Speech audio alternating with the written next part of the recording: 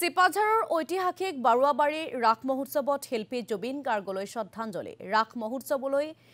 আগমন হোৱা সহস্ৰাধিক লোকে একেলগে পৰিৱেশন কৰিলে শিল্পী জুবিন গাৰ্গৰ মায়াবিনী ৰাতিৰ বুকুত গীতটি লগতে শিল্পীগৰাকীক চৰকাৰে ন্যায় প্ৰদান কৰাৰ দাবী উত্থাপন কৰি এনেধৰণে সমস্তৰে গীত পৰিৱেশন কৰিলে অগণন গুণমুগ্ধ